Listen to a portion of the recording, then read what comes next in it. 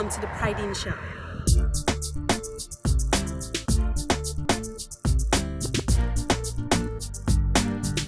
Your forum for empowerment, entertainment, and education.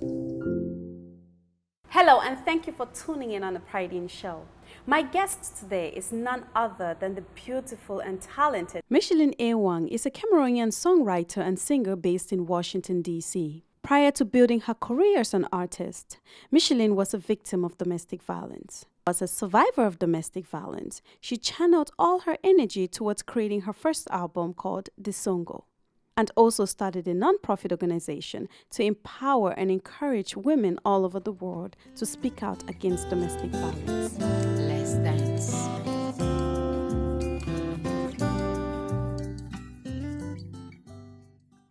I appreciate your presence here. I'm thrilled to have you here. Thank you for inviting me. Now you're from Cameroon, right? I am. What and part? A proud Cameroonian lady. What part of Cameroon? I'm from Southwest Morocco. It's in the Mundemba, southwest of Cameroon. Thank you for coming on the show. I appreciate your presence here. I'm thrilled to have you here. Thank you for inviting me. Well, you look gorgeous. I'm loving the ensemble. Thank you. It's African Allure. Oh. It's a new designer in town. African Allure. Yes. Sounds sexy. Right. And you're rocking it. Thank you so much. Well, Micheline, I'm so happy to have you here today. I don't even know where to start. I know you have so much going on. You have your album that's out. Mm-hmm. You have shows. You've been doing so many shows, different places, and Paris. You just came back from Paris. Mm-hmm. Okay, so just tell me a little bit. How was your trip to Paris? It was great. It was great. It's a great event that was organized by the Rotary Club. And I was fortunate to be selected to represent one African lady that was becoming the president of the Rotary Club in Paris. Wow. And it was a great event. And, when you came to the US, did you go directly into music? No, I came to US because I was coming to meet my partner. Mm-hmm. And so I was coming to the family regroupement familial. Okay. And sorry. I'm bilingual, so that's all right. That's okay. That's all right. At least I understand you. So I came to meet my partner here, and from there, my dream was popping up, and I have to realize it. Now, was he supportive of your dream? No, because it's not easy for an African man to have a woman who's singing. Okay. I don't think he was believing too much on that. Did that create some kind of a problem? Was that? No, because I was not able to talk about it in my home while I was married. That's interesting. Most of the time that I remember, I used to whistle in the house and they would be like, that's too much noise. So it was a personal thing. Speaking about the album, Disongo, it's the album, yeah, it's the title of the album. To love myself the way I am and to move forward. That's what Disongo is mostly talking about. Now, do you find peace and serenity with your songs when you write and when you sing? Music is my therapy. Beautiful. Yes. we all need some kind of a therapeutic mechanism to cope with everyday stress. Art is really beautiful. You can paint, you can sing, you can write, you can when you're mad, when you don't feel good, and I choose music. So what song on this album is dear to your heart? Ikwore. Ikwore means the key. Ikwore is the key. It's my story in that song, because they can hear me saying yeah. It's a cry. It's my mom. For all these years, she was sitting back and she was looking at me and she didn't know what to do. And she's cried for 9 years until trying to, in her own way, to empower me. Like, my daughter, you don't need to be there. So Ikwore is my whole story. If that's okay, could you tell us a little bit of what actually took place in the home? It's not easy. Usually, it's not really easy to talk about it. Right. Back home, we don't talk about domestic violence. Back home in Africa, it's a normal thing. But I came to United States, where I have to learn the word abuse from what was going on in my life, like the beating, Did the abuse also take place in Cameroon? It started in Africa. But back then you didn't see it as this is abnormal. This is somewhat normal based on the culture. Yeah, back then it was normal because based on our culture, as you said, it was a normal thing. because there are many reasons why many women stay in relationship back home. At times, they've been paid, they have been bought. By the The time they famous pay, bride price, so to speak. right? Right. So once you go back to your parents, they're like, no, you can stay here. And you have to go back.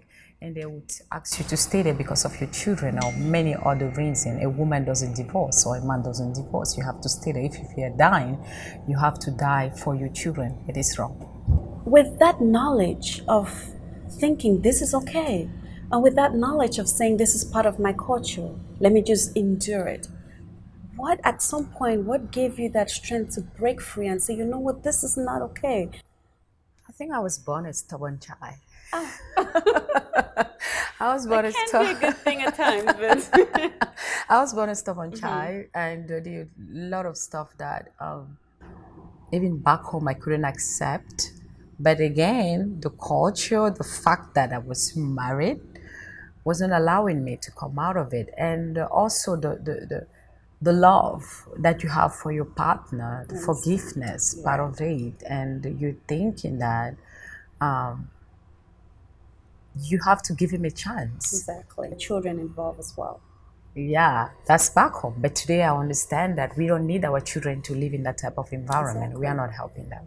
At some point, when you decided you wanted to get away from this, did you think it through? Or you say, you know what? I will walk my way as I go. In America, they have a system where they teach you how to come out of your relationship, of your abusive relationship, what we don't have back home. Here, you have therapy, you have people you meet, you have other women that went through situation like that, you have other survivors that you meet in meetings. As here in United States, in Maryland, we have the African Women Empowerment Group that hold every Wednesday. We go there, we sit, and you see other women that were there and they came out of it, and is empowering you every day, and they teach you how to come out of it because it's in your mind. It's a mental, really mental issue. It really is.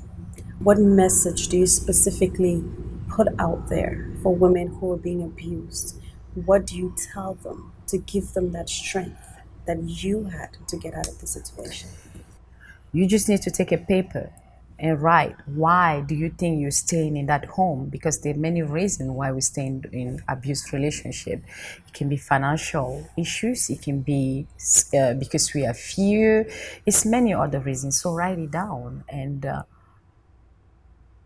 think, if it's a financial issue, what do I do to fight against that financial issue? Maybe I have to go back to school. Go back to school.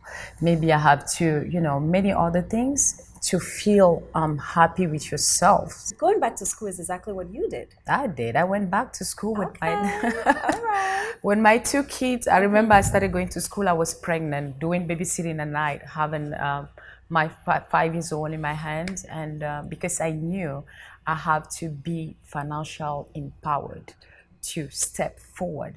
And you were homeless at one point. I was, and I remember when I was taking my associate degree, and in the hall they said, who was homeless, why they were going to school, and I stood up and people clapped. It's beautiful to know that you were at times staying somewhere, crying and having your babies in your hand, but you did it. So it's really beautiful. So the message is, you really don't need to be there. I know it's not easy because most people don't understand, and the question they usually say, why can you stay there if you're suffering? There are many reasons. So for those women out there who are going through all this mental or physical abuse, take your time. Don't step out when you're not ready. Put yourself together. And if I did it, I'm sure they can do it. So can you. Don't I look beautiful today? Oh, gorgeous. Right? And Gorgeous, happy, right? Gorgeous and beautiful and with a bright you. smile. Thank you. That's great. And you feel good, I do. confident. I do. I can pay my rent. I can eat whatever I want to eat. I can drink whatever I want to drink. I can take care of my kids. I can offer them the vacation they want. So that's what we need. Well, ladies and gentlemen, when we come back, we will continue with Micheline Ewang, or Ewang, so to speak, So stick around. Please don't change the channel. Don't even blink. We'll be right back. Let's dance this song. Now we are coming to another change of season, and you still don't want a new because you never change. Even though people still complain on you most time I did, just because you never care. How could you remember say that you could be with someone and never say sorry when you do something wrong? Do you think in this world there's one who can live alone? So don't think you are the one.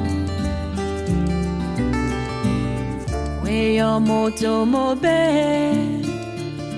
na veta po bebe o sa fiti dira kwenti tato boso yagwa bato bayonagwa